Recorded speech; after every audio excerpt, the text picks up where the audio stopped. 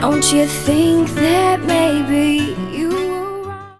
One question I've always wanted to ask is, have you ever written more, like, a bunch of story ideas? I had, like, at least, like, 5 or 6 stories come up in my mind over the years that have all been really good ideas.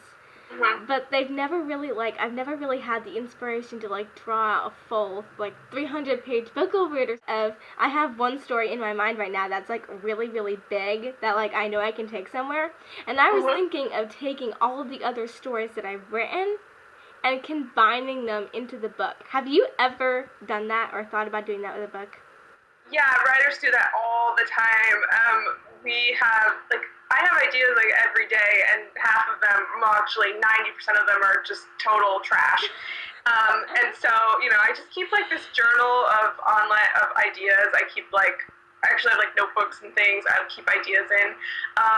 So if anytime I'm writing a book and it comes up, like, oh, that would fit, and I can use that idea, I'll pull it in. Also, it happens a lot when you are writing, you end up having to delete a lot of sections because they're not working, or you're just trying to cut it down.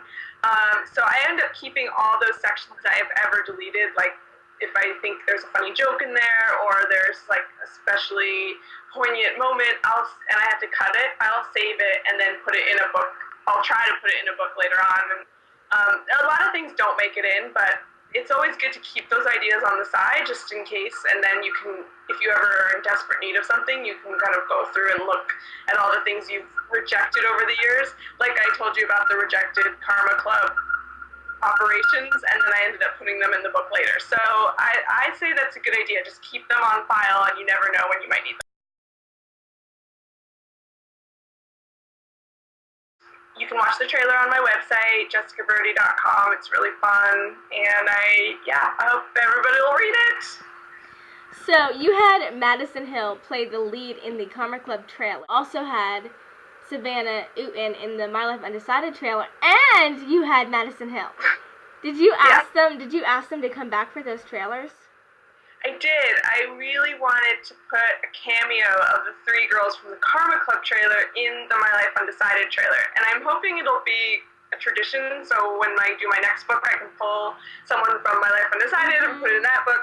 I just love when people put little, like, I call them Easter eggs. Nice. Yeah, they're like little things that you can find if you're paying close attention. And so I was paying attention and I caught it, so yeah. Yay, someone caught it. I'm glad.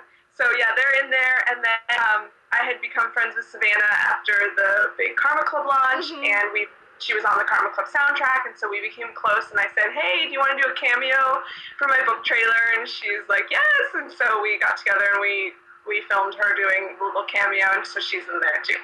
And you were on an iPad with that. She was on the iPad, yeah, that was my camera guy's iPad. It wasn't mine or Savannah's.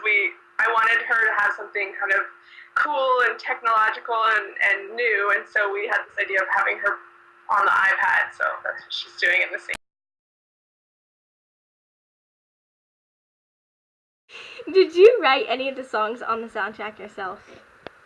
I did not. I used to actually be a songwriter. When I first moved to LA, I wanted to be a pop star, just like Madison Hill. And I ended up writing on the side and then liking the writing better than the songwriting and the singing, so I ended up writing novels instead. But I hope to one day actually do some writing for a book soundtrack. All the songs on the soundtrack, all the original songs were written by an amazing songwriter named Matthew Clark. He wrote Dance Floor High, which Madison sings. He wrote Can't Take It Back, Take Her to the Curb, and Take Pity on Me, which is all Savannah. Those are all Savannah's songs. And then the other songs were written. There's other songs on the soundtrack that we didn't write for the book, but we found them and they fit the book, so we put them in. Dance Floor High. Dance Floor High is one of my absolute favorites, and then Can't Take It Back is my second. Hide and Seek by Nikki Boyer. That's the other one. Yes. I love that song too. I love it so much. She's actually filming a video for that right now. I think they already filmed it, and I think they're editing it now because the same guy who filmed my book trailers is filming her video. Who filmed your book trailers?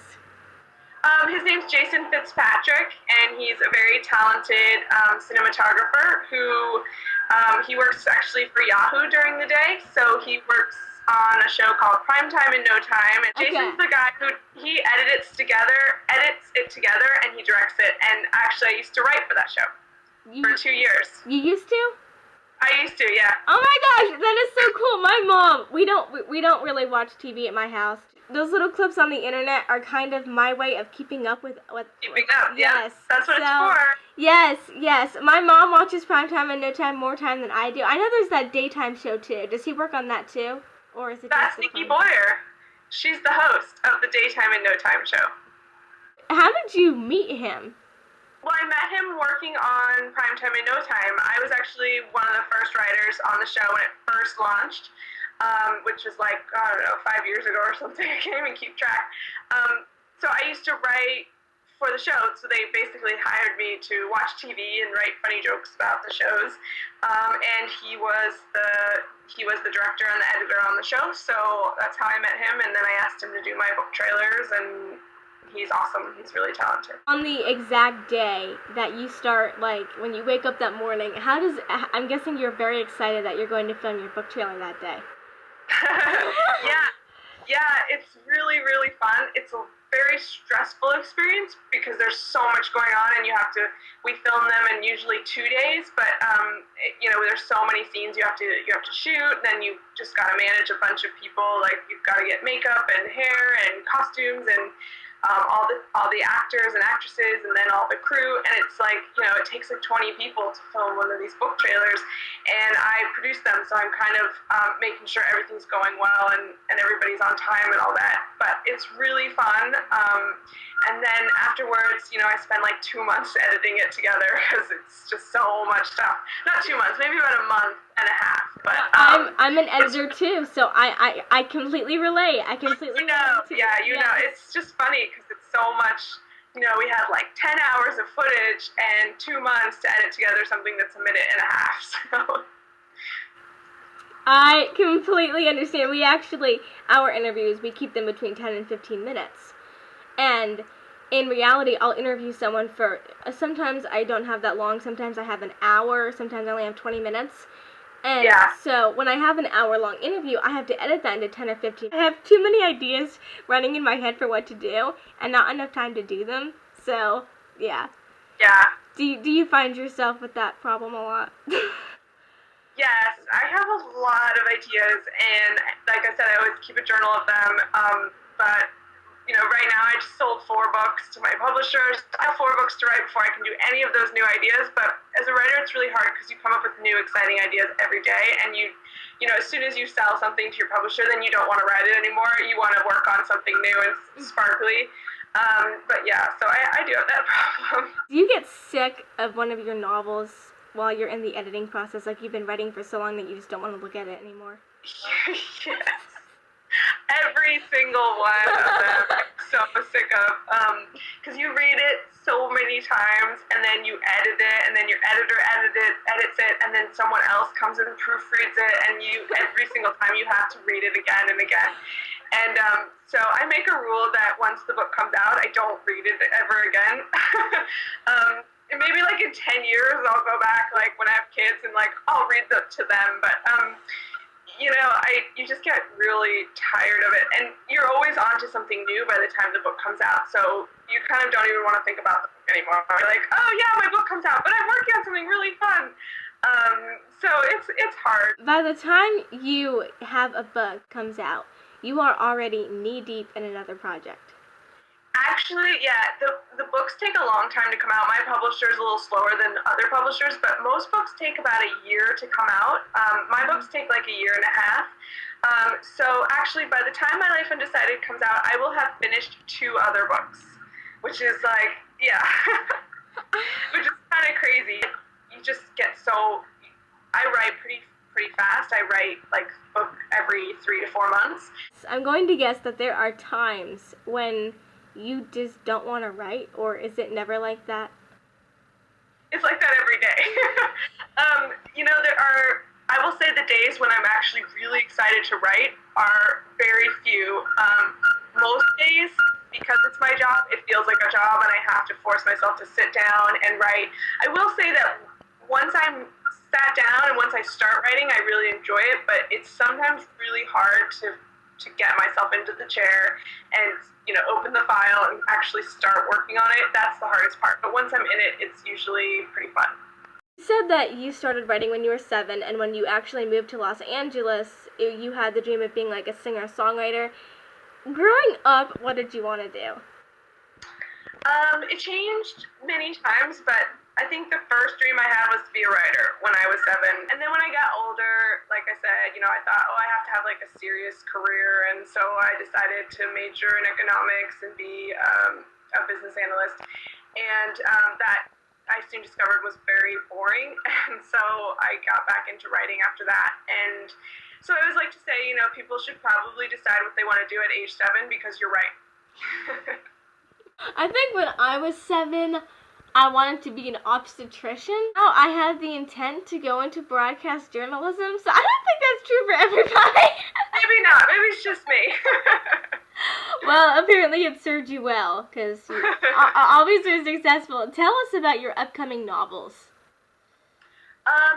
So My Life Undecided, which I talked about, comes out in June, and then after that, I have a book coming out next year in 2012 called 52 Reasons to Hate My Father. And it's really fun. It's about a teen heiress, who is very spoiled teen heiress, who is famous for getting in a lot of trouble, and she's always in the tabloids, and she's always crashing her car and doing crazy things. And so her father decides that before she gets her trust fund at age 18, she has to complete 52 low-wage jobs, one for every week of the year. So for the next year, she is stuck working at fast food restaurants and as a maid and as a drive-through toll booth operator and all these crazy things. So those are the 52 reasons she hates her father. But in the process, she kind of learns a little bit about life and values, and it's really, really fun book. And that one has actually recently been optioned for film. So there's a company that's making it into a film, hopefully, anyway. Yeah, like when they merged Sarah Dessen's books that summer and Someone Like You into How to Deal with Mandy Moore type thing. That's right, yeah. Yes, that would be so exciting to watch. Yeah. What have you done? What have I done? What have we both become, baby? I don't know what to say. Oh, did we go a little bit too far?